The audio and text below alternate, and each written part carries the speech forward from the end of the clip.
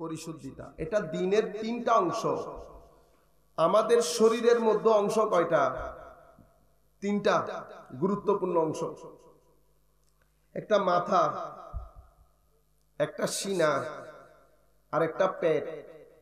পেটে খাদ্য না দিলে আপনি দুর্বল হয়ে যাবেন। দুর্বল হয়ে গেলে উঠা বসা করতে পারবেন। আমার শরীর অনেক খারাপ করেছে। আমি গাড়িতে যখন উঠছি তখন মনে করছি আজকে গেছে হয়তো। আল্লাহ পাকের মেহেরবানি, আলহামদুলিল্লাহ। কেন? কারণ কিছু একটা আমি পেটে দিয়েছি, যেটা দেওয়ার কারণে আমার গ্যাস্ট্রিক বেড়ে গেছে। গ্যাস্ট্রিক বেড়ে যাওয়ার কারণে গ্যাস কম হয়েছে। গ্যাস কম হওয়ার কারণে আমি দুর্বল হয়ে গেছি এবং মানুষ বিছানায় পড়ে যায়। অনেক মানুষ দাঁড়ানো থেকে পড়ে যায়। আপনি আর উঠতে পারবেন না যতক্ষণ পর্যন্ত গ্যাস রিলিজ না হবে। আপনারা বুঝতে পেরেছেন? তাইলে আপনি যদি পেটকে যদি বলেন দূর পেট এটা এত গুরুত্বপূর্ণ না, না পেটও গুরুত্বপূর্ণ, পেটও গুরুত্বপূর্ণ। এরপর আপনার শরীরে একটা গুরুত্বপূর্ণ অংশ মাথা। মাথা যদি না থাকে, ব্রেন যদি কাজ না করে, সিনাও কাজ করবে না, পেটও কাজ করবে না। আপনারা বুঝতে পেরেছেন? তো দ্বীনের মাথা হচ্ছে আকীদা। দ্বীনের মাথা কি? আকীদা। আগে আপনার মাথা ঠিক আছে কিনা দেখতে হবে। আকীদা মানে কি? আমাদের ঈমান, আমাদের বিশ্বাস। ঠিক আছে? এই ঈমান এটা কি জিনিস? আমাদের এখানে বর্তমানে যেই পৃথিবীতে, যেই দেশে আমরা বসবাস করছি, আমাদের কি ঈমান দরকার আছে কিনা? আপনারা সবাই এক বাক্যে বলে ফেলছেন দরকার আছে। আমিও জানি দরকার আছে। কিন্তু যেই দেশে ঈমান দরকার থাকে, সেই দেশের ব্যবসায়ী মানুষ ঠকাইতে পারে। আপনি ঈমান যদি দরকার থাকে, ব্যবসায়ী মানুষ ঠকাইতে পারবে না, প্রতারণা হবে না, মিথ্যা এখানে মিথ্যা হবে না। আমাদের মা বোনদের কাপড় চোপড় ঠিক থাকবে, ছেলেদের চোখ ঠিক থাকবে যদি ঈমান ঠিক থাকে। আপনারা বুঝতে পেরেছেন? এটা ঈমানের দরকার কি? ঈমান জিনিসটা কি? ঈমান আমি আপনারা যতটুকুন বুঝবেন ততটুকুন বলছি, একাডেমিকলি বলছি না। ঈমানের একটা মূল শব্দ আছে আমন। আমন মানে নিরাপত্তা, শান্তি। তাইলে বোঝা যাচ্ছে ঈমানের সাথে আপনার অন্তরের শান্তি জড়িত। আপনার সামগ্রিক জীবনের সুখ অন্তরের প্রশান্তির সাথে জড়িত। অন্তরে যদি শান্তি না থাকে, আপনাকে যদি আমি 10 কোটি টাকাও দেই, শান্তি পাবেন? সুখ থাকবে না। কারণ সুখ নির্ভর করে অন্তরের প্রশান্তির উপর। অন্তরের প্রশান্তি নির্ভর করে ঈমানের উপর। সেই কারণে ঈমানকে ঈমান বলা হয়। ঈমানের মূল শব্দ আমন, নিরাপত্তা, প্রশান্তি। প্রশান্তি আসে কোত্থেকে? প্রশান্তি আসে আমাদের প্রত্যেকের সিনার ভিতরে আল্লাহ, আমার আল্লাহর মারেফত দান করেছেন। আমার আল্লাহ, আমরা যখন রূহ জগতে ছিলাম, আমার আল্লাহ জিজ্ঞেস করেছিলেন আলাস্তু বিরব্বিকুম, আমি কি তোমাদের রব নই? আমরা সবাই জবাব দিয়েছি হ্যাঁ আল্লাহ, অবশ্যই আপনি আমাদের রব, প্রতিপালক। আমার আল্লাহ যদি আমাদেরকে প্রতিপালন না করতেন তো আমাদের ধান 3 মাসে কখনো ঘরে আসতো না। একটা আমের চারা, বড়ের চারা লাগাইলে 3 বছর লাগে, কিন্তু ধান এবং গম এটা 3 মাসে ঘরে চলে আসে। কিভাবে? কারণ আমার আল্লাহ আমাদেরকে পালন করেন। আল্লাহ রাব্বুল আলামিন আমাদেরকে এখানে কত জাতের ফল ফ্রুটের ব্যবস্থা করেছেন আমরা গণে শেষ করতে পারবো? এখন যদি আম গাছকে বলেন একটা আম দেন, আম গাছ আম দেবে? কখন দেয়? যখন ঋতু আসে। ঋতুর বাইরে কোনো ফ্রুট পাওয়া যায় না। ঋতু কি? ঋতু হচ্ছে আল্লাহর হুকুম। আমার আল্লাহ যখন যেই গাছকে হুকুম দেন ফল দেওয়ার জন্য, তখন সেই গাছ ফল দিতে পারেন। এর বাইরে মাটিও আছে, পানিও আছে, কোনো গাছের সাধ্য নাই আপনাকে ফল দেয়। এগুলাকে বলে হুকমে ইলাহি। আমার আল্লাহর হুকুমে যেই গাছকে যেই সময় ফল দিতে বলে, সেই গাছ সেই সময় আল্লাহর ধরতি, আল্লাহ বান্দাদেরকে এবং আল্লাহর সৃষ্টি জগৎকে ফল দান করে। আপনারা বুঝতে পেরেছেন কিভাবে পালে? দেখেন, আপনি আমি যখন আমার মায়ের পেটে ছিলাম, আমার মায়ের পেটে আমার খাদ্যের ব্যবস্থা করেছেন আমাদের আল্লাহ, আমাদের আল্লাহ। আপনারা যখন এখন মাছের চাষ করেন, মাছের চাষের মধ্যে মাছের অক্সিজেনের ব্যবস্থা করতে হয় না? যারা মাছের চাষ করে তারা খুব ভালো করে জানে। মাছকে খাদ্য দিতে হয়, মাছকে অক্সিজেন সাপ্লাই করতে হয়। আপনি 10 টাকার পুকুরে 5 টাকার মাছের জন্য অক্সিজেন দিতে দিতে পাগল হয়ে যাচ্ছেন। সমুদ্রের মধ্যে কোটি মাছকে অক্সিজেন সাপ্লাই কে করে? আপনি করেন গিয়ে? হায় হায় হায়, এটাকে আল্লাহ বলে। আমার আল্লাহ সমুদ্রের মধ্যে মাছ রেখেছেন, সেই মাছে আমার রিজিক রেখেছেন, সেই মাছের মধ্যে ভিটামিন আছে, সেটা আমার দরকার হয়। আমার আল্লাহ সমুদ্র নদী নালার মাছকে অক্সিজেনও আমার আল্লাহ দেন, খাদ্য আমার আল্লাহ দেন, এটা আপনি দেন না। সেই কারণে সমুদ্রের মধ্যে বড় বড় ঢেউয়ের ব্যবস্থা করেছে। সমুদ্রের মধ্যে আপনারা জিজ্ঞেস করেন না, হুজুর সমুদ্রে ঢেউ আসে কেন? ও ভাই, সমুদ্রে যদি ঢেউ না আসে তো মাছটা একটাও বাঁচবে না। আমার আল্লাহ অলৌকিক ভাবে সমুদ্রের মধ্যে ঢেউয়ের ব্যবস্থা করেছেন যেন মাছগুলো জায়গার মধ্যে থাকে। প্রত্যেক মাছের জন্য আমাদের এখানে 1 তলা 2 তলা 3 তলা 10 তলা ঘর আছে না? আমি আপনারে জিজ্ঞেস করলে কোন তলায় থাকেন, আপনি কি বলেন? হুজুর আমি 2 তলায় থাকি। আমার আল্লাহ সমস্ত মাছকে এক জায়গায় রাখে নাই, সমুদ্রের মধ্যে তলা ভাগ করে দিয়েছে।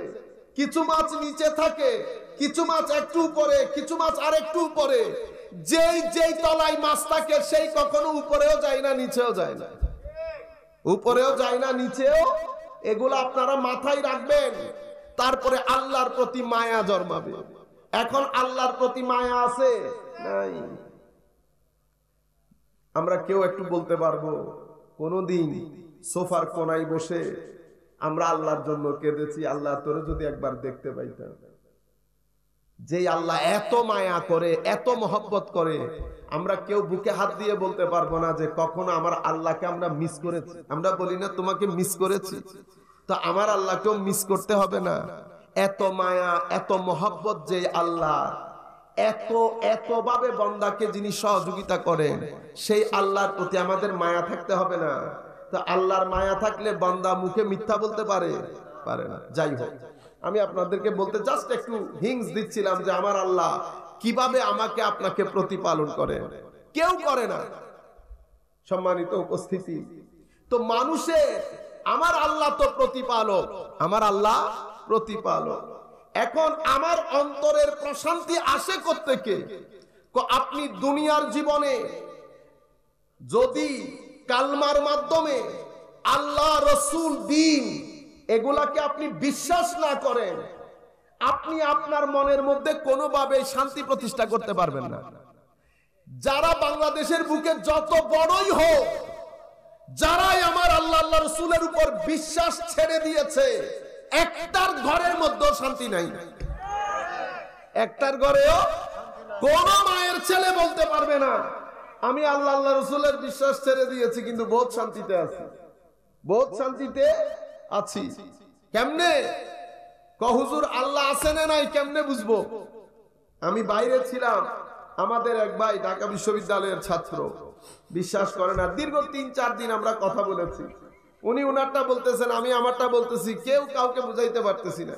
যাই হোক, কেউ বুঝেও বুঝে না। তা আমি বলতেছি ফাইনালি একটা কাজ করা যায়। তো কি কাজ? আল্লাহ 3 দিন আপনি আমার সাথে থাকবেন দিন রাত, বাকি 3 দিন আমি আপনার সাথে থাকবো দিন রাত। কেউ কাউকে প্রশ্ন করব না, আমি যা করব আপনি তা করবেন, যে যাকে কনভিন্স করতে পারে, যে যাকে কনভিন্স করতে পারে। জিক্র ইলাহি নাতে মুস্তাফা সাল্লাল্লাহু আলাইহি ওয়াসাল্লামের মজলিসে বসেছি বিশুদ্ধবার রাতে। হায় হায় হায়, আমার চেয়ে চোখের পানি ওর বেশি পড়েছে, আমার চেয়ে চোখের পানি ওর বেশি পড়েছে। সুফিয়ায়ে কেরাম এই কাজগুলাই করতেন। সুফিয়ায়ে কেরাম দলিলের মধ্যে যেতেন না, সংস্তাবরেজ দলিলের মধ্যে যায় নাই, শুধু একটা ইশারা দেখাইছে, এশক কাকে বলে, এশক কাকে বলে।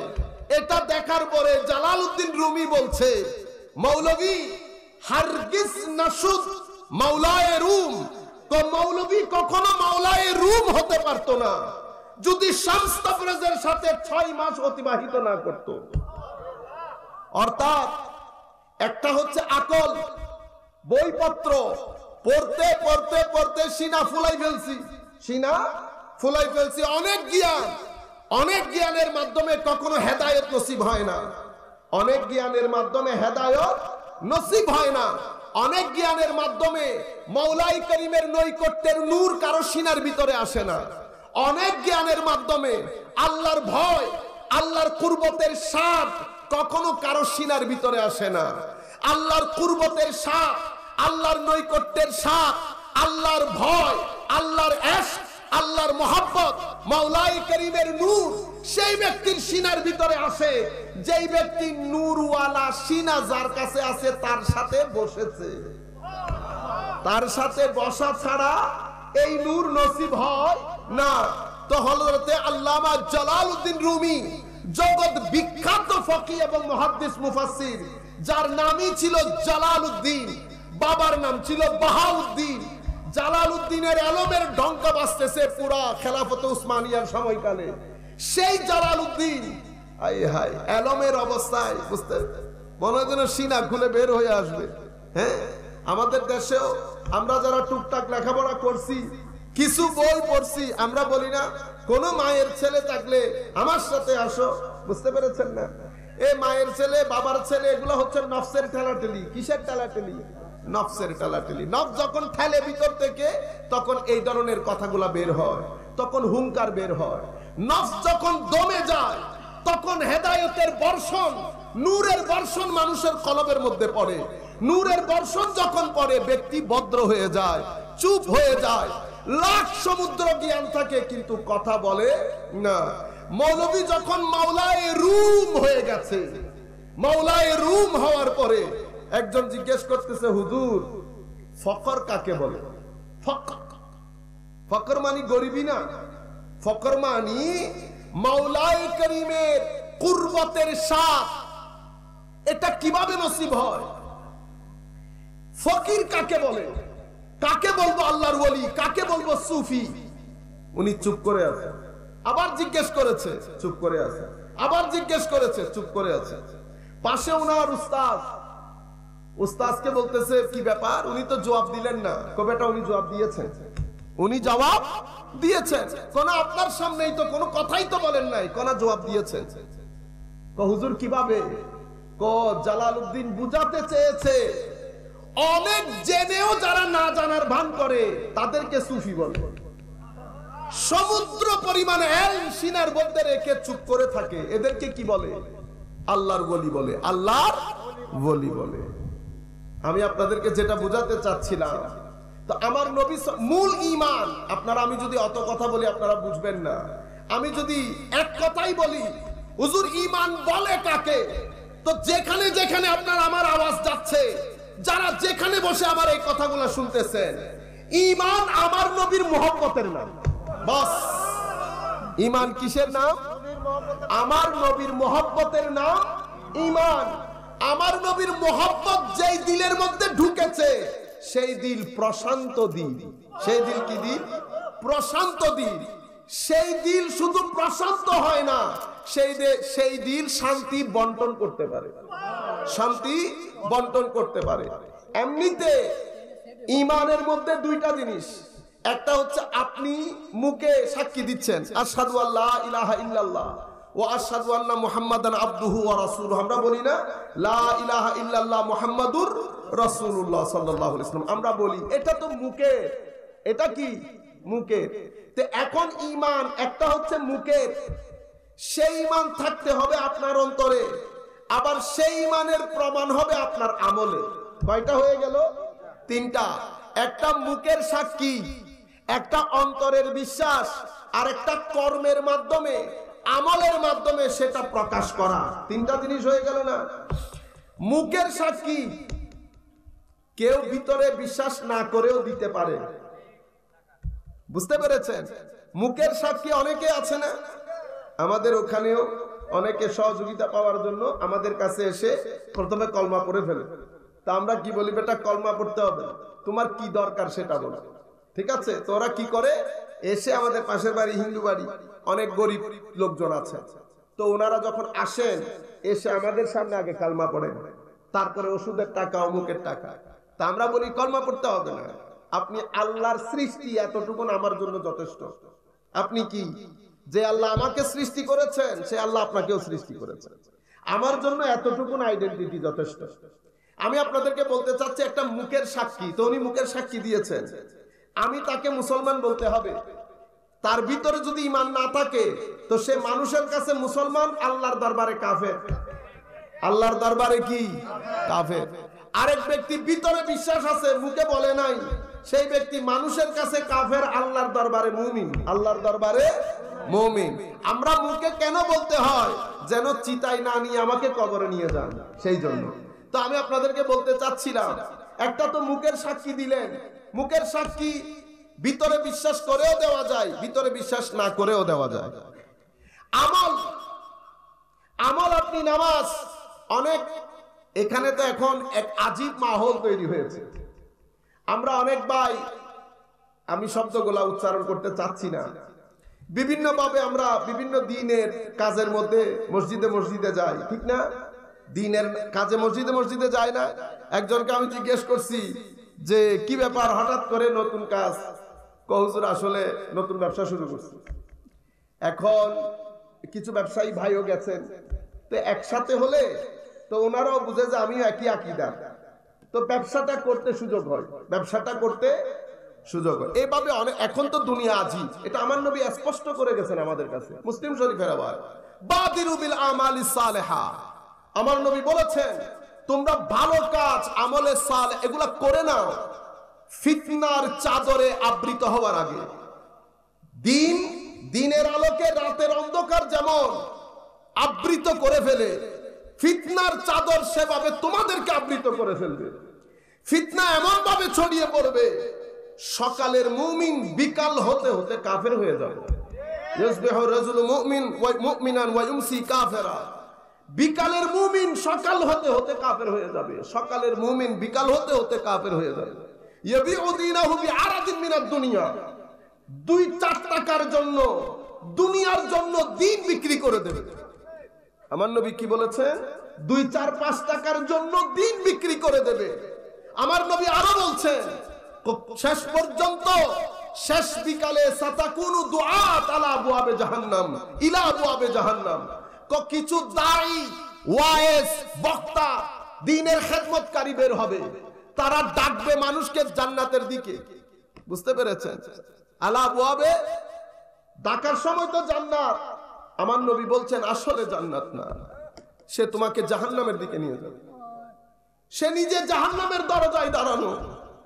তুমি যদি, তোমাদের মধ্যে যারা তার ডাকে সাড়া দেবে তারাও জাহান্নামে নিক্ষিপ্ত হবে, তারাও জাহান্নামে নিক্ষিপ্ত হবে।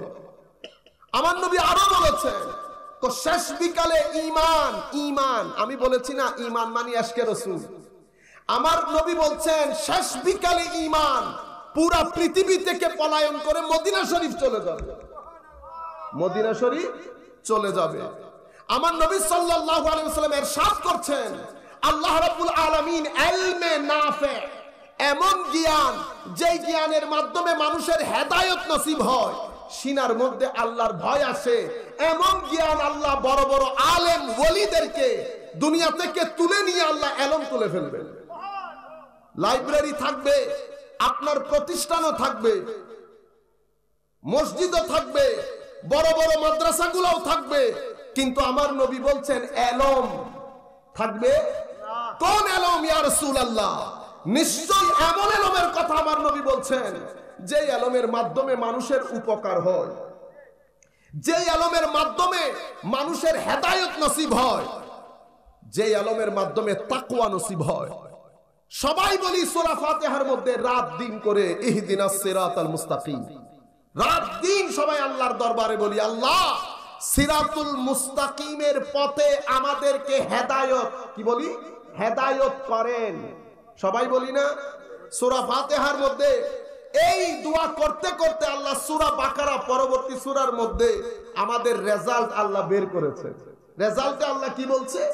আলিফ লাম মিম যালিকাল কিতাব লা রাইবা ফীহি হুদাল লিল মুত্তাকিন। আমরা সবাই সূরা ফাতিহার মধ্যে সকাল বিকাল আল্লাহর দরবারে ইহদিনা বলি, ইহদিনা। আল্লাহ আমাদেরকে হেদায়েত করেন, আমাদেরকে প্রদর্শন করেন, আমাদেরকে পৌঁছিয়ে দেন কিসের পথে? হেদায়েতের পথে, সিরাতুল মুস্তাকিম। আমার আল্লাহ দোয়া কবুল করে সূরাতুল বাকারার একেবারে শুরুর দিকে বলছেন হুদাল্লিল মুত্তাকিন। এই কোরআন হেদায়েত কাদের জন্য? মুত্তাকিনদের জন্য। সবাই বলছে হেদায়েত করতে, কিন্তু কোরআন বলছে হেদায়েত শুধু মুত্তাকিনদের জন্য। সবাই বলি হেদায়েতের কথা, কোরআন বলছে হেদায়েত শুধু মুত্তাকিনের। এখন মাওলা আমরা কোথায় যাব? তো তোমাদের জন্য রাস্তা একটা খোলা। সেটা কি? সেটা হচ্ছে নবী, সিদ্দিক, শহীদ, ওয়ালি, এই চারজনের সাথে তোমরা যেই কোনো ভাবে নিজেদেরকে জড়িয়ে রাখবা। এই চারজন থেকে বের হলে এলম পাবে, কিতাব পাবে, মাদ্রাসা পাবে, মসজিদ পাবে, হেদায়েত পাবে না। এই চারজন থেকে বের হলে হেদায়েত পাওয়া যায় না। আমি এখন একটা কথা, এটা আমার উলামায়ে কেরামের জন্য বলবো, আপনারা চেষ্টা করবেন বুঝার জন্য। যদি না বুঝেন আল্লাহ পাকের দরবারে আলহামদুলিল্লাহ বলুন। উলামা আমাদের সমাজের মধ্যে আমাদের ধর্মের ভিত্তি কয়টা জিনিসের উপর? বলে তিনটা। একটা কোরআন, একটা সুন্নাহ, আর একটা উলামা, আলেমে রব্বানি। আলেমে রব্বানি, এটার মাধ্যমে আমরা ইজমা কিয়াসের মধ্যে আসি। 10 আলেম এক কথা বললে ইজমা, এক আলেমে বললে কিয়াস। তাহলে কয়টা হলো? তিনটা হলো না? কোরআন এবং সুন্নাহ। আপনি কোরআন সুন্নাহর সাগরে কাকে নিয়ে যাবেন? আলেমকে নিয়ে। যদি আপনি নিজে নিজে পণ্ডিতি করতে যান তাহলে ধোঁকা খেয়ে যাবেন। আপনারা বুঝতে পেরেছেন? যেমন আমি একটা কথা আপনাদেরকে বলি, আল্লাহ কোরআনে পাকের মধ্যে বলেছেন ইন্নাল্লাহা ইয়া'মুরু বিল আদলি ওয়াল ইহসান ওয়া ইতাই যিল কুরবা। আল্লাহ হুকুম দিয়েছেন আমাদেরকে কিসের? আদলে, ইহসানে। কুরবা মানে নিকট আত্মীয়, তাদেরকে সহযোগিতা। তিনটা জিনিস বলেছে না? তিনটা জিনিস থেকে নিষেধ করেছেন। অশ্লীলতা থেকে নিষেধ করেছেন, ওয়ানহানিল ফাহশা ওয়াল মুনকার, খারাপ গর্হিত কাজ থেকে নিষেধ করেছেন, জুলুম থেকে নিষেধ করেছেন। ঠিক আছে? এখন যখন নিষেধ করেছে, উলামায়ে কেরাম একটু দৃষ্টি দিলে আমার মনে খুব ভালো হয়। সেটা হচ্ছে এখন আল্লাহর দরবারে আমাদের প্রশ্ন আছে না, এখন আদল মানে কি? আদলের সীমা কি? সংজ্ঞা কি? আদল কাকে বলে? ইহসান কাকে বলে? ইহসানের সীমা কি? সংজ্ঞা কি? কুরবা নিকট আত্মীয় কারা? স্টেজগুলা কিভাবে, স্তরগুলা কিভাবে নির্ধারণ করব? কোন আত্মীয়কে কত টাকা দিয়ে কিভাবে সহযোগিতা করব? অনেক প্রশ্ন না? কোরআন তো সংক্ষিপ্ত ভাবে বলে দিয়েছে। এখন এই প্রশ্নের উত্তরগুলা কারা দেবে? আপনি যদি কোন কুরবা, কোন নিকট আত্মীয়কে দিলে এটা ফরজ হবে, এটা মাকরুহে তাহরিমি হবে অথবা হারাম হবে, এটা ওয়াজিব হবে, এটা মাকরুহে তাহরিমি হবে, এটা সুন্নতে মুআক্কাদা হবে, এটা এসা হবে, এটা সুন্নতে গায়রে মুআক্কাদা হবে, এটা মাকরুহে তানজি হবে, এটা মুস্তাহাব হবে, এটা খেলাফে আউলা বলবে। এতগুলা কথা যে আমরা বলছি, এগুলা কেউ কোরআনও বলে নাই, সুন্নতও বলে নাই। এটা কে বলে? হায় হায়, এটা বলে আলেমরা। এটা কে বলে? আলেমরা। আলেমরা কোরআন এবং সুন্নতের মহাসমুদ্রের সামনে বসে টেবিল চেয়ার নিয়ে হায় হায় সমস্ত আয়াতগুলাকে একসাথে রাখে, সমস্ত সুন্নতের রাসূলকে একসাথে রাখে, দিয়ে তসবির দানার মতো তসবি বানায়। বানানোর পরে স্তরগুলা নির্ধারণ করে। এই কাজকে আমরা শরীয়তের পরিভাষায় বলি ইজতিহাদ। কি বলি? ইজতিহাদ বলি। গবেষণা, না জানাকে জানার জন্য। এটা কেন করেছেন? ইস্তেমবাতের জন্য। ইস্তেমবাত মানে কোনটা ফরজ, কোনটা হারাম, কোনটা ওয়াজিব, কোনটা মাকরুহ, তাহরিমা, এই জিনিসগুলো নির্ধারণ করার জন্য। ইস্তেমবাতটা কেন করেছে? ইতাআতের জন্য। ইতাআত কেন? আল্লাহ আল্লাহর রাসূলের আনুগত্য বাদে তো জান্নাত পাওয়া যাবে না। তো ইতাআতের জন্য ইস্তেমবাত, ইস্তেমবাতের জন্য ইজতিহাদ। পুরো কাজটা যারা করে তারা মুজতাহিদ ফকিহ।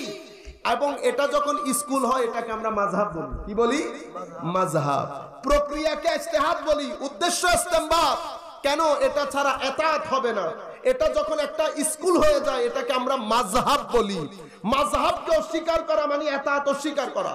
ইতাআত অস্বীকার করা, ইস্তেমবাত, ইজতিহাদ পুরো সমুদ্রে নিক্ষেপ করবেন। আমরা মনে করি শুধু আমিন জোরে বলার নাম লা মাযহাব।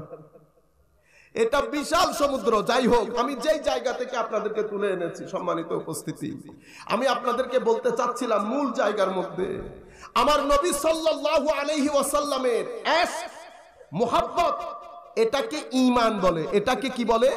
ঈমান বলে। আমার নবী সাল্লাল্লাহু আলাইহি ওয়াসাল্লাম সাহাবায়ে কেরামকে জিজ্ঞেস করতেছেন।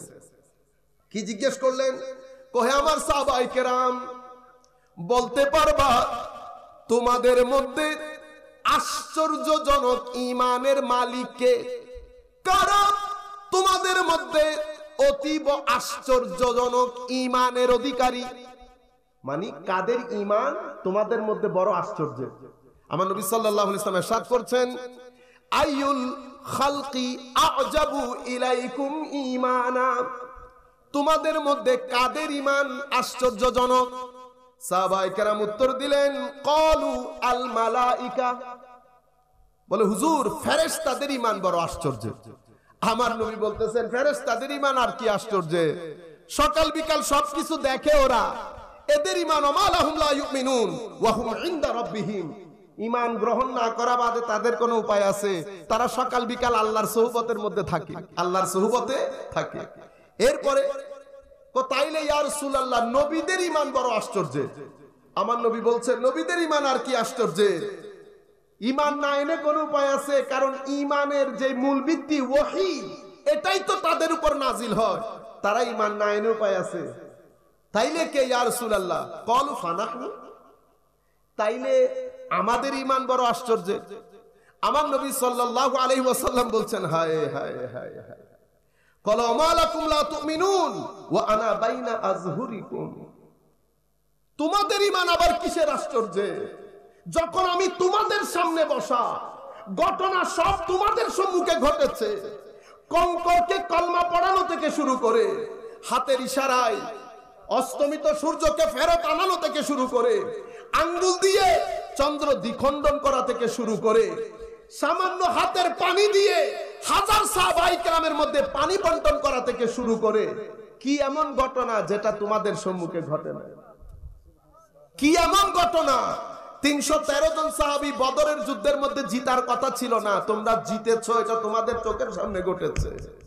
আপনারা বুঝতে পেরেছেন?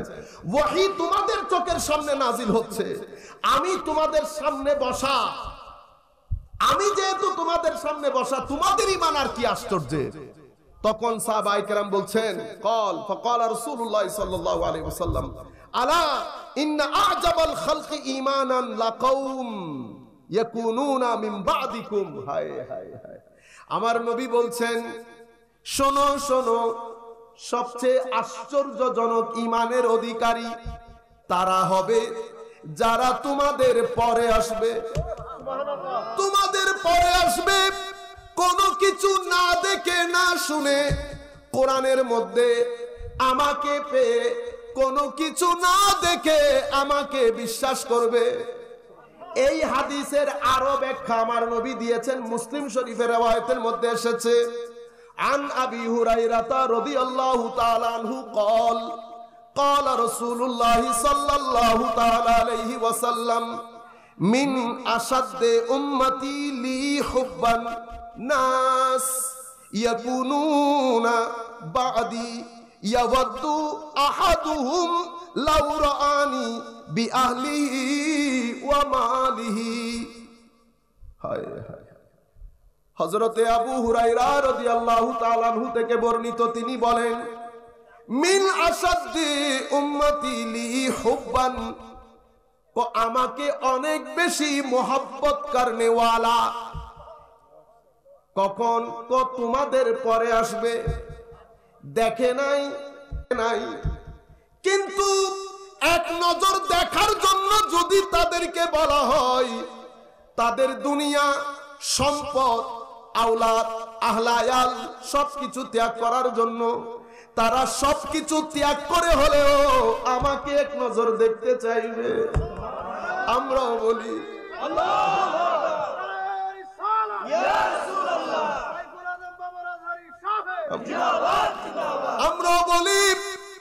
রাসূলুল্লাহ, আপনি হক বলেছেন।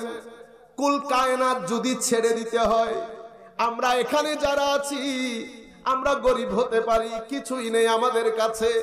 হুজুর, কখনো কেউ যদি বলে আমাজনের জঙ্গলে আমার নবী 10 দিনের জন্য এসেছেন, যারা যারা আসবে আমার নবীকে দেখতে পাবে, আমার নবী কথা বলবেন, আমরা আল্লাহ আল্লাহ রসুলকে সাক্ষী করে বলছি, আমরা দুনিয়া ছেড়ে দিয়ে আমাজনের দিকে চলে যাব ইয়া রাসূলুল্লাহ আপনাকে এক নজর দেখার জন্য। আমরা আপনাকে, আপনি হক বলেছেন ইয়া রাসূলুল্লাহ।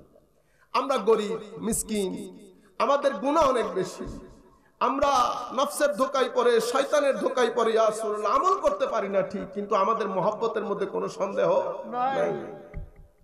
সম্মানিত উপস্থিতি, আমার নবী সাল্লাল্লাহু আলাইহি ওয়াসাল্লাম এখানে কিসের কথা বলেছে দেখেন, মিন আসাদ্দে উম্মতি লি হুব্বান।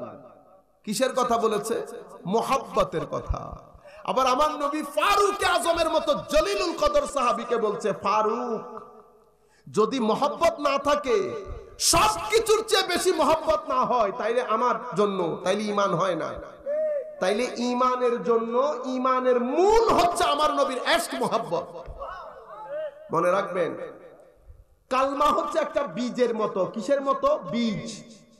বীজের জন্য যেমন মাটি দরকার, আঙ্গুর ফল এখানে লাগাইলে হবে, কমলা এখানে বর্তমানে হচ্ছে, কিন্তু সেই স্বাদ আসে না, টক হয়ে যায়। কেন? কারণ মাটি, আমাদের দেশের মাটি আঙ্গুরকে স্যুট করে না। তো এখন ঈমানের জন্য তো একটা নির্দিষ্ট মাটি দরকার, যেই মাটি ঈমানের বীজকে স্যুট করে। সেটা কোনটা? সেটা মহব্বতের মাটি। মহব্বতের মাটি না হলে ঈমানের বীজ ওই মাটির মধ্যে উঠে না, ফুলে ফলে সুশোভিত হয় না, গাছ হয়, গাছের স্বাদ থাকে না, গাছ শীতকালীন গাছের মতো হয়ে থাকে, গাছ শীতকালীন গাছের মতো হয়ে থাকে। ঈমানের জন্য মহব্বতের মাটি দরকার, আদবের আবহাওয়া দরকার। আদব বাদে, মহব্বত বাদে, ইশক বাদে ঈমান হয় না। আমার ভাইরা, আমার নবী এবং সাহাবায়ে কেরাম, দেখেন সাহাবায়ে কেরাম কি মহব্বত এবং ইশকের রাস্তা দিয়ে হেঁটেছে না আকলের রাস্তা দিয়ে হেঁটেছে? যদি আকলের রাস্তা দিয়ে হাঁটতো, আমার নবীর থুতু মুবারক নেওয়া সম্ভব হইতো না। আকল বলে থুতু, ইশক বলে থুতু মুবারক। আকল বলে এটা আমাদের মতো একটা মানুষের থুতু, ইশক বলছে আমাদের মতো বলিস না, এটা মাহবুবে খুদা। এই মুখ আমাদের মুখ এক হলেও এটার সাথে আমাদের কোনো আসমান জমিনের ফারাক। আকল বলে থুতু, ইশক বলে থুতু মুবারক। আকল বলে সাধারণ মানুষের থুতু নিস না, আকল বলে নিয়ে লোশনের মতো ব্যবহার করো। এটা কি আমরা করেছি না সাহাবায়ে কেরাম করেছে? আকল বলে এটা নখ, ইশক বলে এটা নখ মুবারক। আকল বলে ফেলে দাও, ইশক বলে পকেটে ঢুকাও। সাহাবায়ে কেরাম আকলের রাস্তা দিয়ে হাঁটে নাই, ইশকের রাস্তা দিয়ে হেঁটেছে। আমার নবীর নখ মুবারক নিয়ে গচ্ছিত রাখতো, কেউ পকেটে, কেউ সিনার সাথে, কেউ ঘরের মধ্যে হেফাজতে রাখতো। আকল বলে চুল, ইশক বলে চুল মুবারক। আকল বলে চুল কেটে ফেলে দাও, ইশক বলে হাবিবের চুল কাটা হচ্ছে, চুল মুবারক।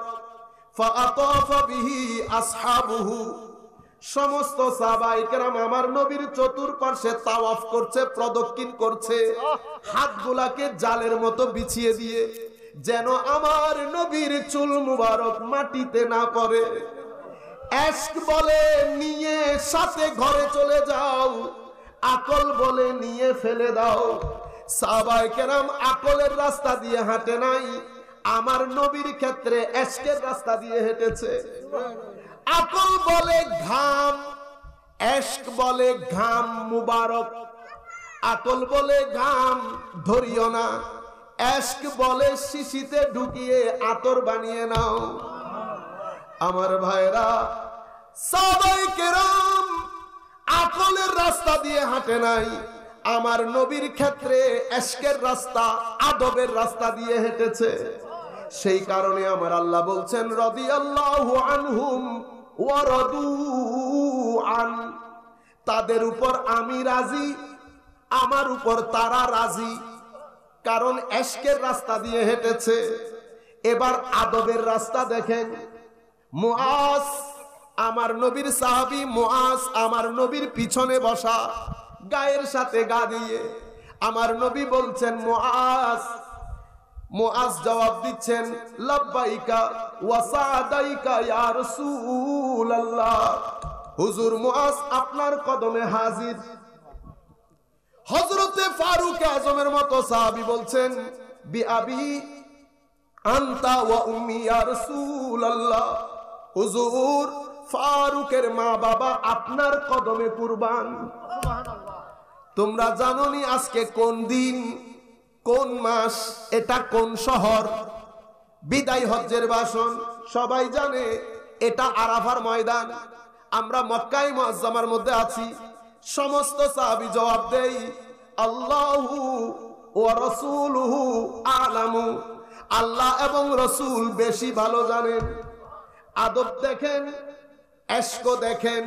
এখন আপনি আমাকে বলেন, বুকে হাত দিয়ে বলেন, বাংলাদেশের মধ্যে এক একজন এক এক পার্টির লোক এই এশক, এই আদব কোন আলেমরা তাদের বক্তব্যের মধ্যে তুলে ধরে? আপনারাই বলেন। আমি কাউকে কোনো নাম দেব না, আমি কাউকে কোনো নামই দিতে চাই না।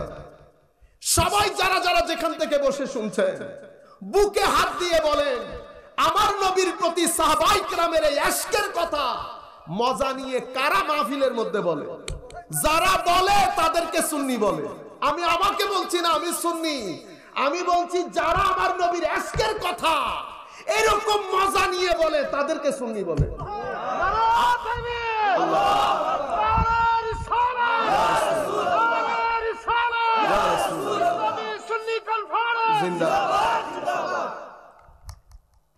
আমি বলতেছি না আমি, আপনিও কেন বলবেন আমি? আমি বলতেছি আপনাদেরকে সাহাবায়ে কেরাম যে তাজিম দেখিয়েছে, আদব দেখিয়েছে, সম্মান দেখিয়েছে, এই আদব তাজিম যারা কিতাবের মধ্যে, মসজিদের জুমার মধ্যে, টিভির আলোচনার মধ্যে, মাহফিলের মধ্যে এই জিনিসটা তুলে ধরবে তাদেরকে সুন্নি বলে। আপনারা বুঝতে পেরেছেন? কিছুদিন আগে এটা আলেমদের জন্য, পাকিস্তানের মুফতি তাকি উসমানী, ওনাকে জিজ্ঞেস করা হয়েছে রবিউল আউয়াল শরীফ ঈদে মিলাদুন নবীর ব্যাপারে আপনার অভিমত কি? উনি প্রথমে আমার নবীর শান ও মান তুলে ধরেছেন। উনি বলেছেন আমার নবীর কোনো মেসাল নাই, আমার নবীকে না বানাইলে আল্লাহ কোনো কিছুই বানাতেন না। আমার নবীর ইশক মোহাব্বত তুলে ধরে উনি বলেছেন, তবে আমি এলমের দিক থেকে রবিউল আউয়াল শরীফ এভাবে পালন করাকে আমি করি না। আমিও বলতেছি হুজুর আপনি আমার মাথার উপর, আর কোনো অসুবিধা নাই। আপনি যেই আমার নবীকে তুলে ধরেছেন, আপনার সাথে আমার আর কোনো অসুবিধা? আমাদের সাথে কি কোনো মারামারি আছে? কোনো মারামারি নাই। শুধু আপনি এখানে উঠে যখন বলবেন ইয়া রাসূলুল্লাহ আপনাকে বড় মহব্বত করি, বাস সবকিছু ভুলে গেছি, মাথার উপর তুলে নেব। আপনারা বুঝতে পেরেছেন মূল জায়গা এটা কেন? এতক্ষণ তো আপনারা এশকের রাস্তা দেখেছেন, এবার আরেকটা রাস্তা দেখাই। এই রাস্তার মধ্যে মারা দেখছেন, আমাদের একটা বদ্ধমূল ধারণা হচ্ছে নামাজ পড়লেই হয়ে যাবে। নামাজ না পড়লেও যেমন হবে না, নামাজ পড়লেও যে সবকিছু হয়ে যাবে সেটাও না। নামাজ আপনি ছেড়ে দিতে পারবেন, এটা ইমাদুদ্দিন, দ্বীনের স্তম্ভ, এটা ছেড়ে দেওয়া যাবে। নামাজ ছেড়ে দেওয়া আল্লাহর শানে গুস্তাখি করার নামান্তর, বেয়াদবি করার নামান্তর। কেন? আমার মা বলছেন বেটা এটা করা ছাড়া ঘর থেকে বের হইস না, আমি বের হয়ে গেলাম, আপনি কি বলবেন আমাকে? বেয়াদব বলবেন না? মার কথা রাখে নাই। আমার আল্লাহ বারবার বলছে আকিমুস সালাহ, আপনি নামাজ কায়েম করতে বলেছে, আপনি নামাজ পড়লেন না, তো কি হবেন? বেয়াদব হবে, বেগাইরত হবে। আপনি আমার আল্লাহর কথা রাখেন নাই। আমার আল্লাহ, যে আল্লাহর কথা রাখেন নাই, আমার আল্লাহর রহমতের চাদর থেকে বের হয়ে গেলেন। আমার আল্লাহ রুবুবিয়তের চাদরের মধ্যে থাকবেন, রহমতের চাদর থেকে বের হয়ে গেলেন। সেই কারণে নামাজ তো পড়তেই হবে, কিন্তু শুধু নামাজ পড়ে যদি আপনি মুক্তি পেয়ে যান, ঘটনা সেটাও না। আসেন আমরা এবার কয়েনের এক পার্ট দেখেছি, কয়েনের আরেক পার্ট দেখায়। আমার নবীর জামানায় নামাজের ক্ষেত্রে সাহাবায়ে কেরামের থেকেও বেশি, রোজার ক্ষেত্রে সাহাবায়ে কেরামের থেকেও বেশি, তিলাওয়াতে কোরআন এমন ভাবে পড়ে ঠোঁট ভিজা থাকে। এত কিছুর পরেও আমার নবীর দরবারে কিছু স্বর্ণ এসেছে। আমার নবী সেই স্বর্ণ ওনার গরিব 4 জন সাহাবীর মধ্যে বন্টন করে দিলেন। এক ব্যক্তি ওখান থেকে উঠে বলতেছে, ইয়া মুহাম্মদ সাল্লাল্লাহু আলাইহি ওয়াসাল্লাম, এই প্রথম সৃষ্টির আমাদের দলের লোক কেউ আমার নবীকে এই নামে ডেকে বিয়াদবির দরজা উন্মোচন করেছে। কিসের দরজা? এখান থেকে উম্মতের এই জবান দেখলেন না, জবান, এই যে এটাকে বলে মাইন্ডসেট। এটা তো ডেলিভারি সেন্টার। এটা কি? Delivery centre. এখানে যা আছে এদিক দিয়ে বের হয়। এই দিন আরেকজন বলতেছে, হুজুর স্লিপ অফ টাং হয়ে গেছে। কি হয়ে গেছে? Slip of tongue. তা আমি বলতেছি, হুজুর আপনি জানলে এই কথা বলতেন না। স্লিপ অফ টাং মানে মুখ দিয়ে কথা একটা বের হয়ে গেছে।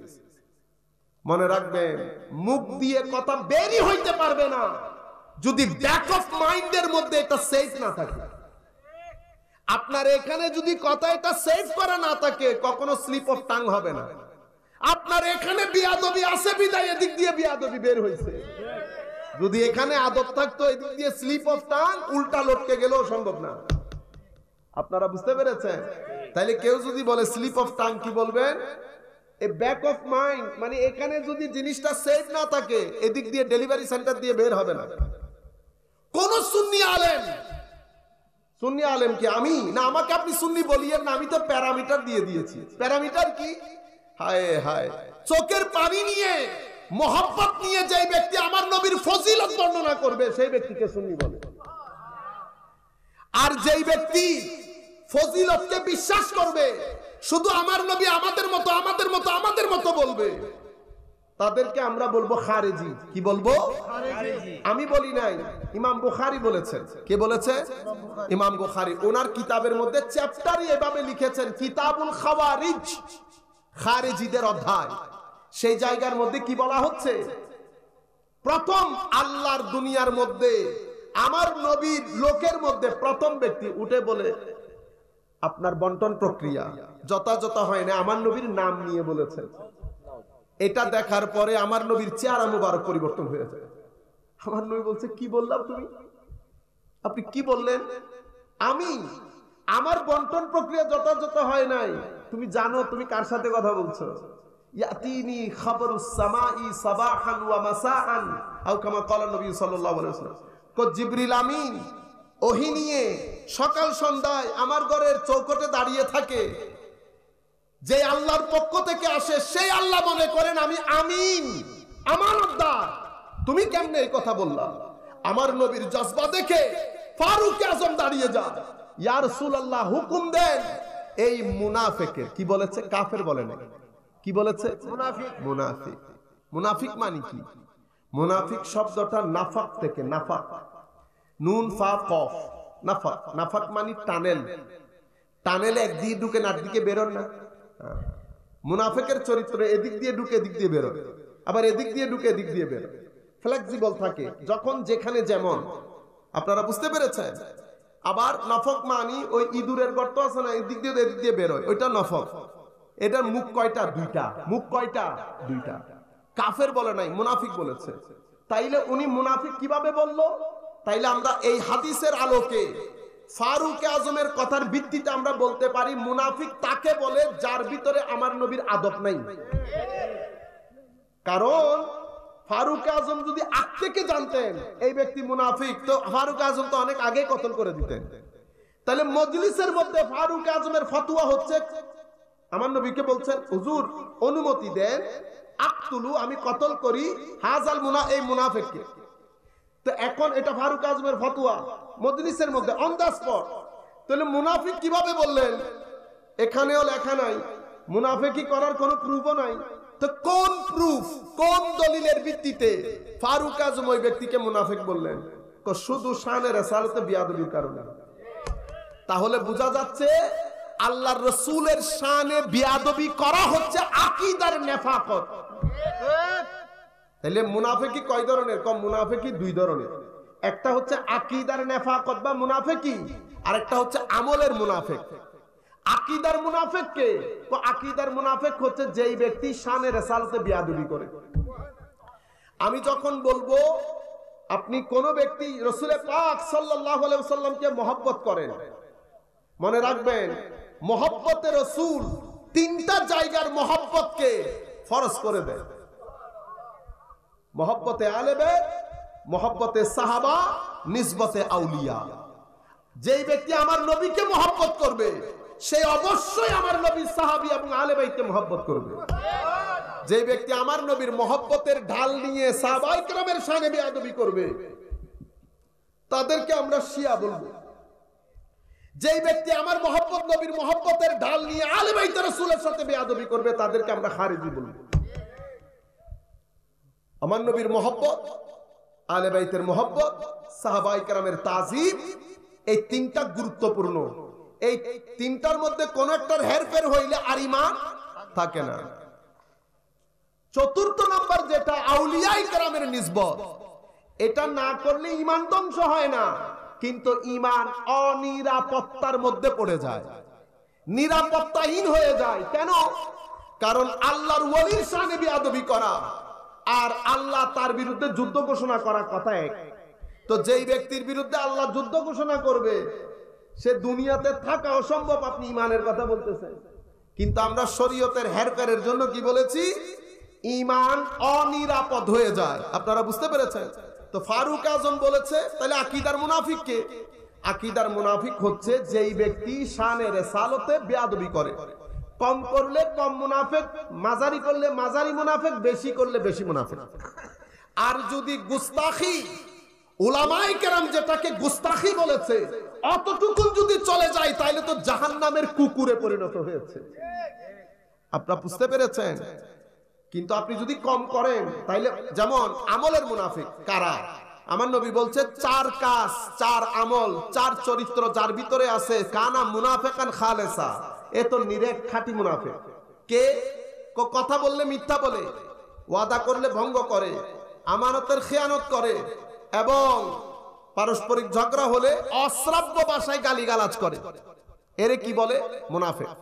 এই চারটা বিষয় আমরা সবাই খেয়াল করি আমাদের মধ্যে জিনিসগুলো আছে কিনা। খাটের মধ্যে যখন লম্বা শুয়ে যাব মুনাফিক হয়ে যাব আমরা। আল্লাহর দরবারে দোয়া করি আল্লাহ যেন আমাদেরকে সত্য কথা বলার তৌফিক দান করেন, মিথ্যা থেকে দূরে থাকেন রাখেন, খেয়ানত থেকে যেন দূরে রাখেন। গালিগালাজ করবেন না। গালিগালাজ করে বেগাইরত লোক, গালিগালাজ করে বেহায়া লোক, হায়াদার মুসলমান, আমার আল্লাহর নাম নেই, রসুলের নাম নেই, এমন ব্যক্তি কখনো জবান দিয়ে গালি দিতে পারে না। সুতরাং গালি দেবেন না। আমার নবী বলেছেন গালি এটা ফাহেশাতের অন্তর্ভুক্ত, সুতরাং গালি দিয়েন না। তো এই কাজগুলা যারা করে, চারটা করলে একেবারে নিরেট মুনাফিক। চারটা থেকে যদি একটাও থাকে, আমার নবী বলছে তার ভিতরে মুনাফিকের একটা আলামত আছে। নাউজুবিল্লাহ বলেন। আর এটা তো আমলের মুনাফিক। তাইলে আকীদার মুনাফিক আর আমলের মুনাফিক বুঝতে পেরেছেন তো? আকীদার মুনাফিক কে? যে আমার নবীর শানে বেয়াদবি করবে। নবীর শানে বেয়াদবি করলে কি বোঝা যায়? জি বোঝা যায়। কেমনে? আপনার কথাগুলো, আপনার বক্তব্যে যদি আপনি এমন কিছু বলেন যেটার মাধ্যমে এক ব্যক্তি বুঝতে পারবে, অথবা যার মনে আপনার কথা কথা শুনে এই ধারণা বদ্ধমূল হবে যে নবী আমার মতো। আপনারা বুঝতে পেরেছেন? মানে নবীকে ছোটখাটো, সাধারণ, স্বাভাবিক এই ধরনের মনে হলে বুঝতে পারবেন কি এই মাহফিল বসার মতো না। সুতরাং মাহফিলের মধ্যে ঠিক বেঠিক বলার ক্ষেত্রেও সাবধানতা অবলম্বন করবেন। আমি যেই জায়গা থেকে আপনাদেরকে কথাগুলো বলতে চাচ্ছিলাম, তো এই ব্যক্তি মসজিদ ছেড়ে চলে যায়, তাইলে আপনারা মুনাফিক জিনিসটা বুঝতে পারতেছেন। এখন আমার নবী বলছে, ফারুক, এই যেই ব্যক্তি উঠে চলে গেছে, তুমি যদি তাদের নামাজ দেখো, তাদের রোজা দেখো, তাদের তিলাওয়াত দেখো, তাইলে তুমি নিজের নামাজ রোজা তিলাওয়াতকে হালকা মনে করবে। এখন বলেন তো দেখি, এখন আমরা কোথায় যাব? নামাজও বেশি, তিলাওয়াতও বেশি, সমস্ত তাফসীরুল কোরআন তো আমরাই করতেছি না, যেখানেই করি শুধু তাফসীরুল কোরআনেই করি। আমাদের সবাই কোরআনের পাখি। কিসের পাখি? এতগুলো কোরআনের পাখি। হুজুরের বক্তব্য শুনলে মনে হয় সমস্ত তাফসীর নিয়ে বসে আছে। ও মাদ্রাসায় কামিলের মধ্যে যেই দিন তাফসীর পড়াইতে পারবেন, তখন না বুঝতে পারবো আপনি কত বড় মুফাসসিরে কোরআন। সাধারণ মানুষকে এমন ভাব দেখান, আমি যখন কথাগুলো আপনাদেরকে বলতেছি 2-4 জন আমার চোখের মধ্যে ভাসতেছে, এমন ভাব দেখান মনে হয় যেন আল্লাহ পাক জানে। কারণ সাধারণ মানুষ তো আগ মাথা কিছুই জানে না, লাউ কোনটা, কদু কোনটা, আপেল কোনটা, কাঁচা কোনটা, পাকা কোনটা। সাধারণ মানুষ তো সাধারণ মানুষ, আপনারা বুঝতে পেরেছেন? মানুষের কাছে এসে এমন ভাব দেখায় কোরআনের পাখি, আর সব জুনিয়র উনার, উনি বহুত বড় সিনিয়র, বুঝতে পেরেছেন? ও মাদ্রাসার মধ্যে ফাজিলে ঢুকেন, আলিমে ঢুকেন, কওমি মাদ্রাসার মধ্যে ঢুকেন, সেখানে কোরআন কুলে পড়ান, তাফসীর কুলে পড়ান, তারপরে না বুঝতে পারবো আপনি কত বড় মুফাসসির। বাংলাদেশের মাদ্রাসাগুলো বন্ধ হয়ে যাওয়ার জোগাড়, একটা তাফসীরের টিচার পাওয়া যায় না, হাদিসের টিচার পাওয়া যায় না, ফিকার টিচার পাওয়া যায় না। মজলিসগুলোর মধ্যে ফকির অভাব নাই, মুফতির অভাব নাই, মুহাদ্দিসের অভাব নাই, মুফাসসিরের অভাব নাই। আপনারা বুঝতে পেরেছেন? এগুলা এক আজীব দুনিয়ার মধ্যে বসবাস করতেছি, যার যেমন খুশি। এখানে তো ক্যাপস লক নাই, কেউ ধরার নাই। একটা জামানা ছিল আলেম উলামা আমাদের চট্টগ্রামের মধ্যে, হাশমি সাহেব হুজুর মজলিসে আছেন, এই কথা বললে বড় বড় মুহাদ্দিস মুফতিকে দেখছি ওয়াজ করতে পারেন নাই, ওয়াজ করতে পারেন নাই। আমাদের নিজের চোখে দেখেছি কত সিনিয়র উলামায়ে কেরাম তখনকার যুগে। আমি এখন যখন আমার চোখের মধ্যে কানে বাজতেছে কথাগুলা, হুজুর ওয়াজ করতেছেন, ওখানে 60 জন সাহাবী ছিলেন, হযরত আল্লামা হাশমি সাহেব হুজুর বসা মাঝখানে, বেটা 60 জন না 62 জন ছিল। ও সরি, দুঃখিত হুজুর, 62, আমার হুজুর বলতেছে 62। সেই জামানা খতম। এখন তো বাস আমরা দেখতেছেন না, যা মন চাই বলতেছি না, কেউ কাউকে ধরা নাই। জামানা ছিল এখান থেকে চট্টগ্রাম শহরে ওয়াজ করতে 10 বার চিন্তা করত, সিলেটের ওয়াজ করতে 10 বার চিন্তা করত। সেই ধরনের বড় বড় আলেম ওলামা ছিলেন। কুমিল্লার জমিনে, চাঁদপুরের জমিনে কত বড় বড় আলেম, চাঁদপুরের জমিনে কেউ ঢুকার সাহস করেছে? কিন্তু এখন আজীব জামানা, আজীব জামানা। সম্মানিত উপস্থিতি, আমি যে কথাটা আপনাদেরকে বুঝাতে চাচ্ছি, নামাজও বেশি, তিলাওয়াতে কোরআনও বেশি, সব বেশি। আমার নবী বলছে, ফারুক, লা ইউজাবিজু ঈমানুহুম হানাজিরাহুম, এত কিছুর পরেও ঈমান এখান থেকে এখানে আসবে না, ঈমান এখান থেকে এখানে আসবে না। তাহলে আপনারা বলেন, সেই ব্যক্তি আমার নবীকে নাম ধরে বলেছে, ঈমান এখানে আসছে না, নামাজও করছে, কোরআনও করছে, সবকিছু সাহাবায়ে কেরামের চেয়ে বেশি করছে, কিন্তু ঈমান আসছে না। কেন? কারণ আমার নবীর মুহাব্বত নাই। ইশক না থাকলে, মুহাব্বত না থাকলে ঈমানের কোনো দাম নাই। আরে ভাই, আল্লাহ বলেছে, নাহনু আকরাবু ইলাইহি মিন হাবলিল ওয়ারিদ, সাই রগের চেয়ে কাছে। আমার নবীর ক্ষেত্রে কি বলেছে? আন-নবিয়্যু আউলা বিল মুমিনিনা মিন আনফুসিহিম, নবী মুমিনের রূহ থেকেও কাছে। কুরবানের মধ্যে গরু জবাই করেন না? করেন। জবাই করার পরেও গরু অনেকক্ষণ এমনি এমনি এমনি এমনি করে না, রক্ত যাইতে আস্তে আস্তে ঠান্ডা হয়। হাবলিল ওয়ারিদ কেটে গেলেও কি থাকে? জান কিছু থাকে, অনেকক্ষণ লাড়াচাড়া করে। কোনদিন শুনেছেন রু বের হয়ে গেছে, মানুষ জিন্দা আছে? ও ভাই, আমার নবী বের হয়ে গেলে আর রুই থাকে না, নবী বের হয়ে গেলে রুই থাকে না। সেই জন্য আমার আল্লাহ আমার নবীকে সেই আন্দাজে কোরআনে পাকের মধ্যে আমার নবীকে সেভাবে চালিয়েছেন।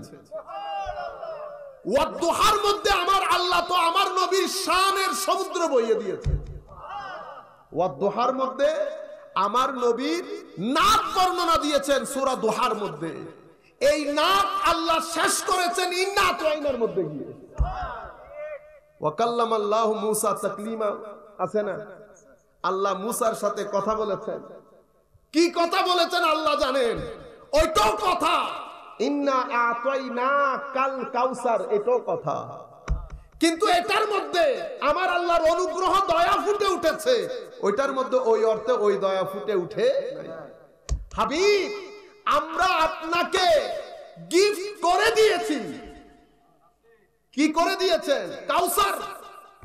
মাওলা কাউসার কি? সব কিছুর সমুদ্র। আমরা আপনাকে দেব বলে নাই তো, কি বলেছে? দিয়ে দিয়েছি। ইন্না আতাইনা কা, কখন দিয়েছেন? কোন বছর টসর নাই। তাহলে বোঝা যাচ্ছে এই যে আমার নবীকে আল্লাহ দিয়ে দিয়েছেন, আমার আল্লাহ কি আমার নবীর ইবাদতের জন্য বসেছিলেন? বসে নাই। বাস হাবিব দিয়ে দিয়েছি। কখন দিয়ে দিয়েছেন?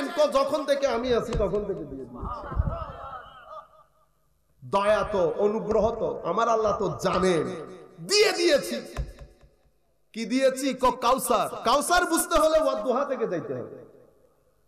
ওয়াদ্দুহার মধ্যে আমার আল্লাহ প্রথমে, হায় হায়, আমি এই অংশটুকু বলে আমাদের বক্তব্য শেষের দিকে চলে যাব। আমার আল্লাহ ওয়াদ্দুহা, এখানে আমার নবীর প্রথম 3 আয়াতের মধ্যে 3 শান বর্ণনা, নাত বর্ণনা করতেছেন। ওয়াদ্দুহা ওয়াল লাইলি ইজা সাজা মা ওয়াদ্দাআকা রাব্বুকা ওয়া মা ক্বালা ওয়ালাল আখিরাতু খায়রুল লাকা মিনাল উলা ওয়ালা সাওফা ইউতিকা রাব্বুকা ফাতারদা। নবীর সাথে মানে বান্দার সাথে বান্দার মালিক এবং খালিককে আন্দাজে কথা বলে। ওয়াদ্দুহা আমরা সবাই বলি, সকালের কসম, দিনের কসম, ওয়াল লাইল, রাতের কসম। উলামায়ে কেরাম বসা। আমার এই অনুবাদটা আমার পছন্দ হচ্ছিল না।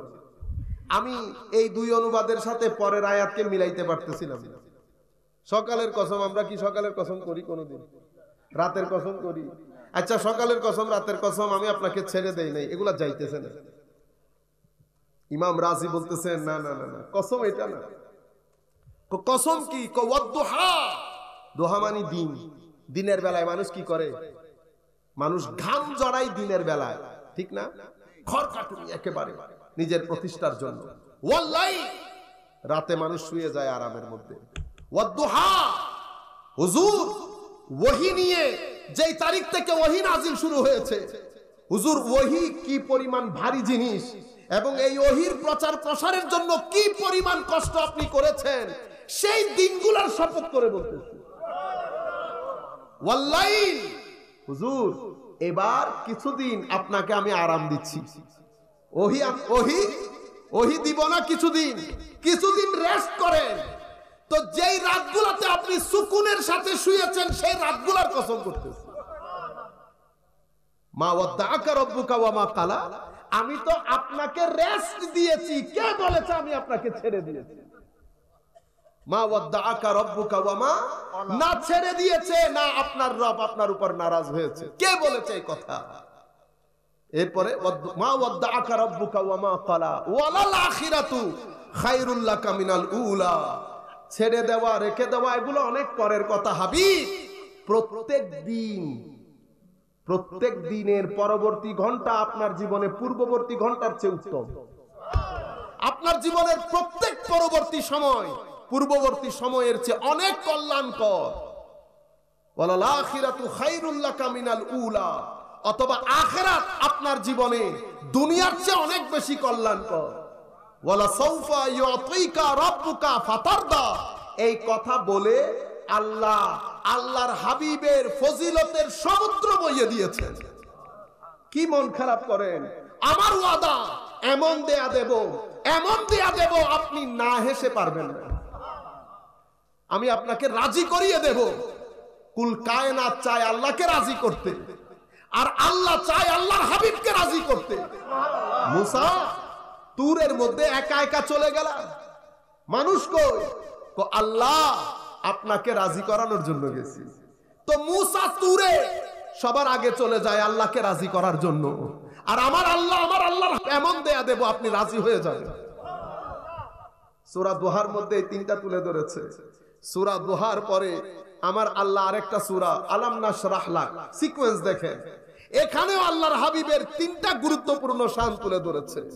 আলাম নাশরাহ লাকা সাদরাক, মুসা বলছে আল্লাহ আমার সিনা খুলে দেন, আর আমার আল্লাহ তার হাবিবকে বলছে আমি কি আপনার সিনা খুলে দেই নাই?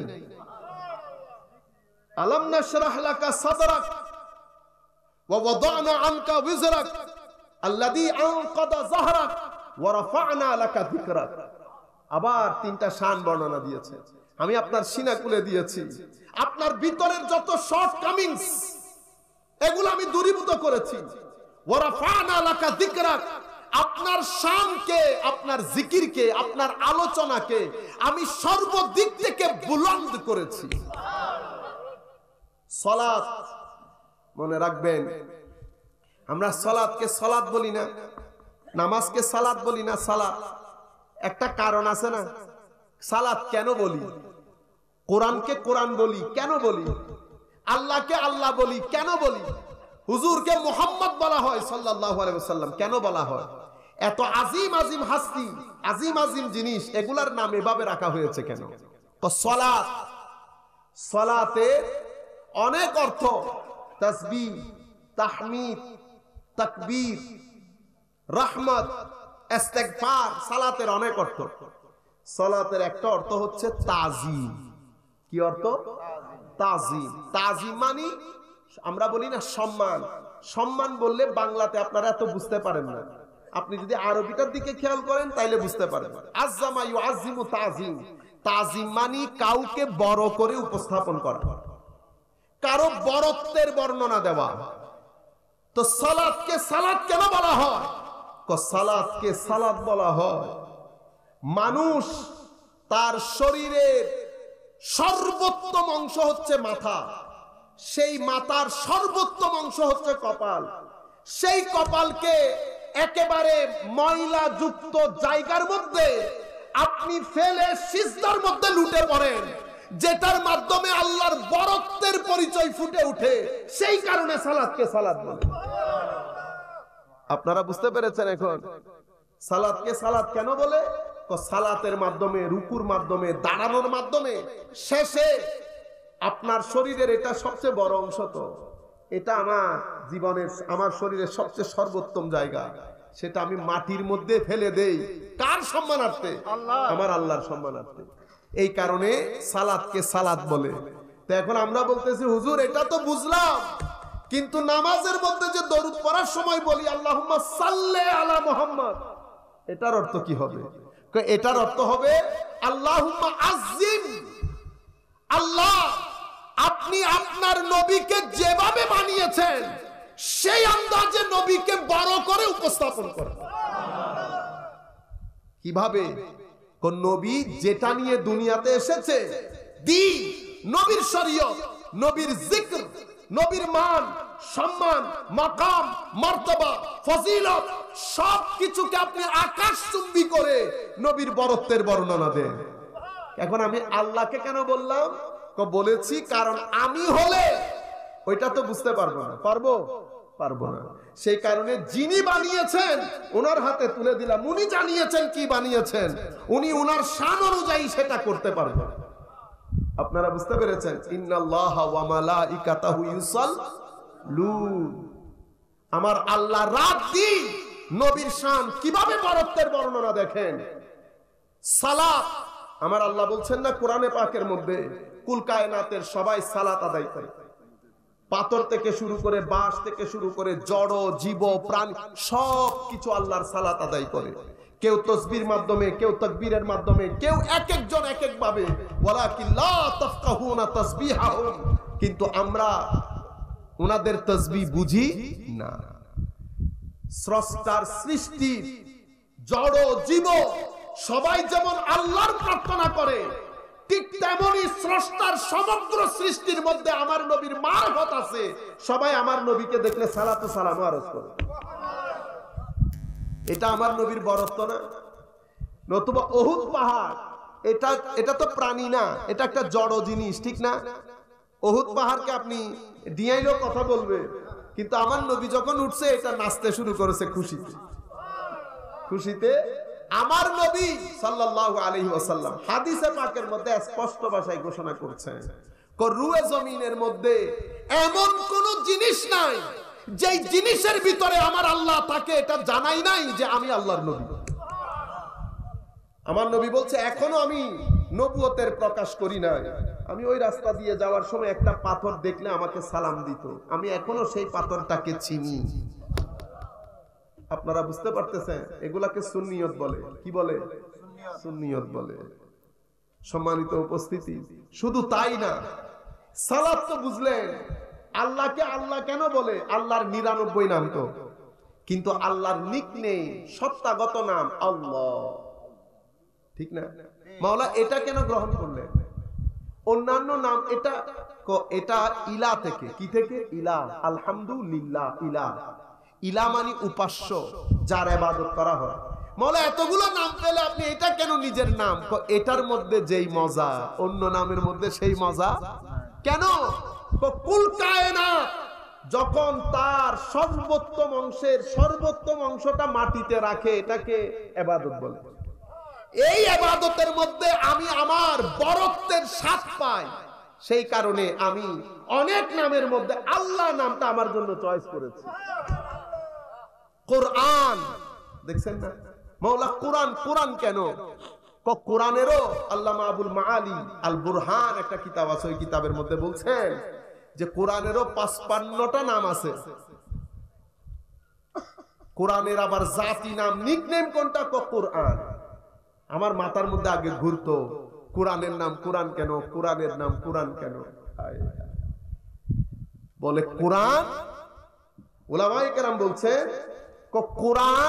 কোরআনের মূল শব্দ 4টা হতে পারে। কয়টা? কারাআ, কারাইন, কারানা, কিরাআতুন, যে কোনো একটা থেকে কোরআন এসেছে। কারা থেকে কোরআন। কারা মানে কি? কারা মানে জামা, দাম্মা, একত্রিত করা। একত্রিত করার সাথে কোরআনের সম্পর্ক কি? দুইটা সম্পর্ক আছে। হয় 23 বছরে বিভিন্ন সময় অবতারিত কিতাব বিভিন্ন জায়গা থেকে নিয়ে একত্রিত করা হয়েছে বিধায় কোরআন বলে, অথবা এই পরের মতটা সবচেয়ে বেশি শুদ্ধ অভিমত বলে আমি মনে করি। সেটা কি? কুল কায়নাতের মধ্যে আল্লাহ যা কিছু বানিয়েছেন, যা কিছু ইলম, যা কিছু মারিফত, যা কিছু হিকমত, যা কিছু জ্ঞান, সব কিছু আল্লাহ কোরআনের মধ্যে একত্রিত করেছেন। তিবিয়ানুন লিকুল্লি শাই লা রাব্বিন ওয়ালা ইয়াবিসিন ইল্লা ফি কিতাবিম মুবিন ওয়া কুল্লা শাইইন ফাসসালনাহু তাফসীলা। আমি সবকিছু খুলে খুলে কোরআনের মধ্যে বর্ণনা দিয়েছি। সেই কারণে কোরআনকে কি বলে? কোরআন বলে। কোরআন থেকে আমরা যার এখন তো মুফাসসিরের অভাব নাই, বলছি না? কুল্লুন ফি ফালাকিন ইয়াসবাহুন, কোরআনের একটা আয়াত, মানে গ্রহ নক্ষত্র পুঞ্জি মহাশূন্যের মধ্যে এটা প্রদক্ষিণ করে, ঘুরে, সাঁতার কাটে। এক ইহুদি ইমাম গাজালির কাছে এসে বলতেছে, তোমাদের কোরআনে তো ভুল আছে। কেমনে ভুল? কুল্লুন ফি ফালাকিন ইয়াসবাহুন, এই কথাটা আসছে, কিন্তু সব তো এমনে ঘুরে না, এমনেও তো ঘুরে, অ্যান্টি ক্লক। তো ওইটা তো নাই। ওইটাও আছে। কেমনে আছে? তুমি বাসায় যাও, বাসায় গিয়ে কুল্লুন ফি ফালাকিন এটা লিখে এদিক থেকেও পড়িও, এদিক থেকে পড়িও, যে দিক থেকে পড়ো কি হবে? কুল্লুন ফি ফালাকিন।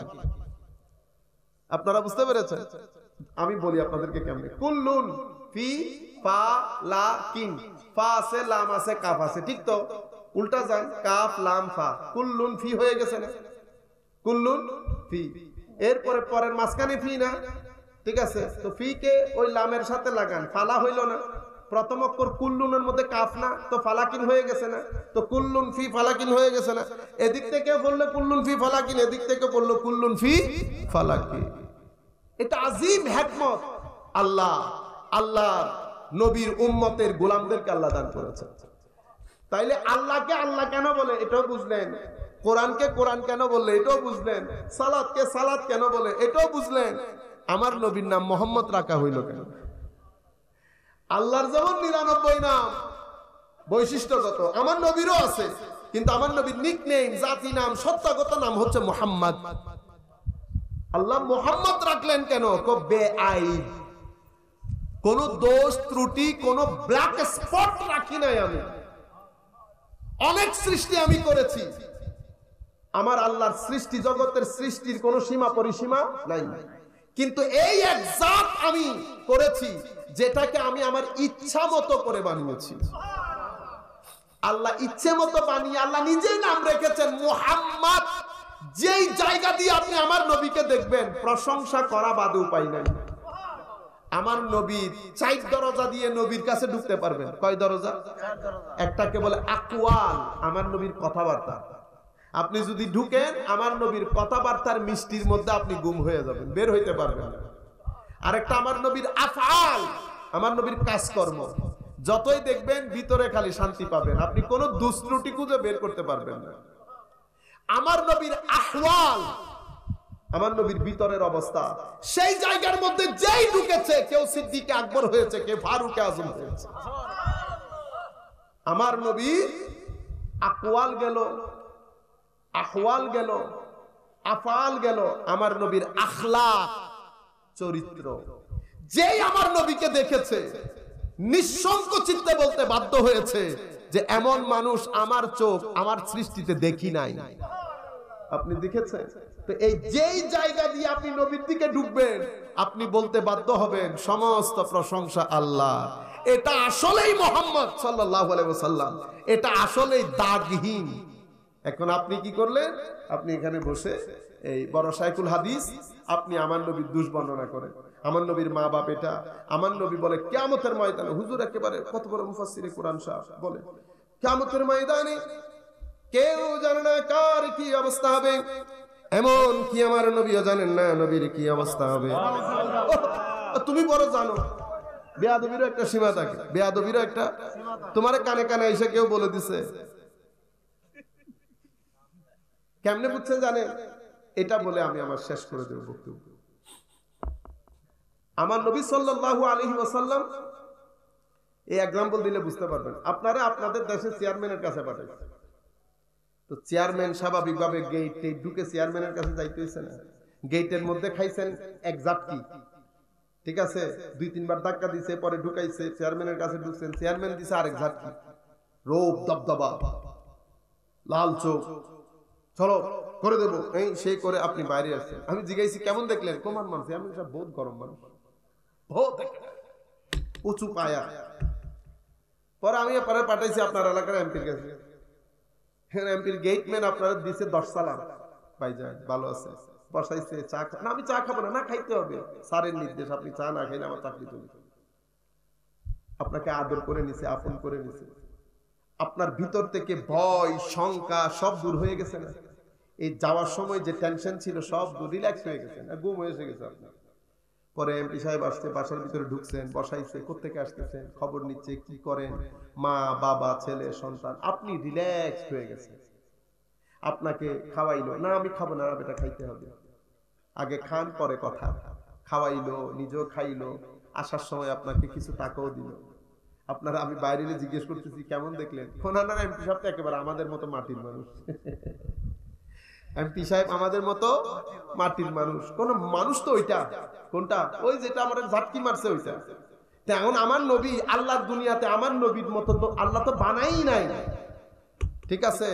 আরশের নবী যখন ফরশে এসে আপনাকে বলেছে আমি কিছুই জানি না, আসো আমরা সবাই একসাথে, আপনি বাইরে বলতেছেন এটা আমাদের মতো, এটা আমাদের মতো। আপনি যে আমাদের মতো বলছেন, আল্লাহ বলছেন হাবিব আপনি বলে দেন, কুল ইন্নামা আনা বাশারুম মিসলুকুম, আমি তোমাদের মতো মানুষ, ভয় পাইও না, আমি খুব সাধারণ, আমি খুব সাধারণ মানুষ, আমি বেশি কিছু জানি না। আমি যদি অদৃশ্যের অনেক কিছু জানতাম আমি তো অনেক অনেক ভালো কাজ করতাম। এখন আপনি মনে করছেন ও তো পাইছি, এটা আমার মতো। আমাদের দেশের মুফতি সাহেবের সাথে বসা যায়? আমাদের দেশের মুফতির সাথে আপনি বসতে পারবেন 2 মিনিট? আপনার ঘরে ঢুকাবে? একটা রোব আছে না, দবদবা আছে না, আপনি বাইরে বলেন কি মারবা হুজুর অনেক গরম মানুষ, 30 সীমানার মধ্যে যাওয়া যায় না। তো গরম 30 সীমানায় যাওয়া যায় না, ওনাকে আপনি আপনার মতো বলেন নাই। কিন্তু যিনি আপনারে ভদ্রতা দেখাইছে, চা খাওয়াইছে, হেসে কথা বলছে, আপনি তারপরের দিন গিয়া ওখানে পায়ের উপর পা তুলে ফেসবুক ব্যবহার করা শুরু করছেন হুজুরের ঘরে গিয়ে। অথচ যেই মুফতি সাহেব গরম দেখাইছে, ওনার ঘরের ভিতরে ঢুকার সাহস করতেছেন না। এটা মানুষের প্রকৃতি। মানুষকে যেই ব্যক্তি রূপ দেখায়, দবদবা দেখায়, মানুষ ওরে ভয় পায়। আর যে ব্যক্তি সাধারণ হয়ে যায়, ও মাই গড, তাহলে তো দিছে আপনারে শেষ করে সবকিছু। এটা মানুষের প্রকৃতি। আমার নবী বলতেছে, বেটা সাহাবায়ে কেরাম, আমার নবী তো সাহাবায়ে কেরামের সাথে, ঠিক না? সাহাবায়ে কেরাম বসে বসে বলতেছে, এই জানোনি তোমরা ইব্রাহিম আলাইহিস সালাম বলে, আল্লাহ বলে ইব্রাহিমকে বন্ধু বানাইছে। ওয়াও ওয়াও ওয়াও, কি বাত। আরেকজন বলতেছে, আরে ইব্রাহিম ঠিক আছে বন্ধু, মুসা আলাইহিস সালাম বলে আল্লাহর সাথে কথা বলছে। আরেকজন বলতেছে ঈসা আলাইহিস সালাম বলে রূহুল্লাহি ওয়া কালিমাতুহু। আরেকজন বলতেছে আদমকে বলে আল্লাহ সিলেক্ট ইস্তাফাহুল্লাহ। দেখছেন নি? ওই আমার নবী ওই একসাথে বসতেছে, খাওয়াচ্ছে, খেজুর ছিঁড়ে ছিঁড়ে খাওয়াই দিচ্ছে, পকেটেরটা নিজে না খেয়ে আপনার মুখে দিছে। আমার নবী বের হয়ে বলতেছে, ইন্নী কদ সামিআতু, আমি তোমাদের কথাগুলো শুনেছি। কারণ এই জায়গার মধ্যে যদি আমার নবী নবীর মাকাম তুলে না ধরতেন, আজকে আমরা এই জমানায় খারিজিদের সামনে দুঃখে পড়ে যেতাম। তখন আমার নবী বের হয়ে বলতেছে, তোমরা জানো নি ইব্রাহিম খলিলুল্লাহ ওয়া হুয়া কাযালিক, মুসা কালিমুল্লাহ ওয়া হুয়া কাযালিক। তোমরা যাদের কথা বলেছো সবাই আপন আপন জায়গায় সেরা, কোনো সন্দেহ নাই, কিন্তু আমি কে? আলা ওয়া আনা হাবিবুল্লাহ ওয়ালা ফখর, আমি আল্লাহর বন্ধু, এবং এই বন্ধুত্বের প্রস্তাব আগে আল্লাহ থেকে এসেছে। আমি কেমনে আল্লাহর দরবারে প্রস্তাব দেব? আমি সাধারণ। দেখছেন আমার নবী এই জায়গার মধ্যেও বলতেছে আমি সাধারণ, আমার আল্লাহ আমাকে প্রস্তাব দিয়ে বন্ধু বানিয়ে নিয়েছে, কিন্তু এই জন্য আমি কোনো অহংকার করি না। আলা ওয়া আনা হাবিবুল্লাহ ওয়ালা ফখর। কিয়ামতের দিন আল্লাহর প্রশংসার পতাকা আল্লাহ আমার হাতে দেবেন, আমি এটা নিয়ে অহংকার করি না। কিয়ামতের দিন আমি প্রথম শাফাতের দরজা খুলব, আমার শাফাত আল্লাহর দরবারে গ্রহণযোগ্য হবে, আমি কোনো অহংকার করি না।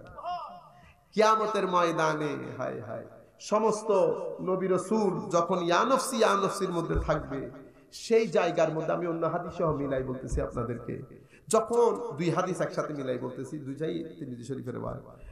আমার নবী বলছেন, কুল কায়নাত চুপচাপ, ইয়া নফসি ইয়া নফসি। আম্বিয়ায়ে কেরাম নবীদের কথা শুনবেন, আম্বিয়ায়ে কেরাম যার যার চিন্তার মধ্যে থাকবে।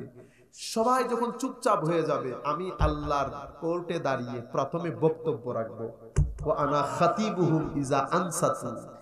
এরপরে মানুষ নিরাশ হয়ে যাবে, এদিকে দাব্বা এদিকে দাব্বা, আমি তখন তাদেরকে ওয়া আনা মুবাশশিরুহুম ইজা আইসু, যখন তারা নিরাশ হয়ে যাবে, আমি তাদের পিঠে থাপ্পড় দিয়ে বলবো, বেটা চিন্তা করিস না, চিন্তা করিস না।